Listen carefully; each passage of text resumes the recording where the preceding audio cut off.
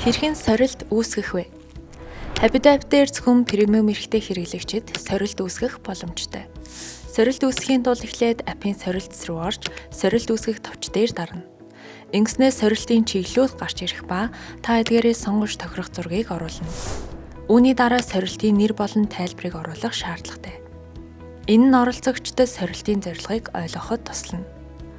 Үүний дараа сорилтод оролцох хүмүүсийн тоог оруулах бөгөөд нэг сорилтод хамгийн ихдээ 100 хүн оролцох боломжтой. Дараа нь тухайн сорилтод тохирох даалгавруудаас сонгож сорилтын эхлэх болон дуусах өдрийг тохируулна. Хэрэв та сорилтыг зөвхөн тодорхой хүмүүст зориулж үүсгэхийг хүсвэл хаалттай байдлаар үүсгэх гэсэн товчийг идэвхжүүлээрэй.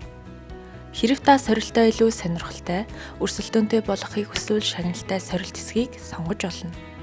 Ингэснээр шагналын дүн болох D-онооны дүнг оруулж, дараа нь оролцогчдын дэнчин тавих онооны хэмжээг оруулна. Бүх мэдээллийг оруулж дууссаны дараа үүсгэх товчийг дарснаар таны сорилт амжилттай үүснэ. Ингэснээр та бусад хэрэглэгчдийг сорилтод урьж хамтдаа зорилгодоо хүрэх боломжтой болох юм.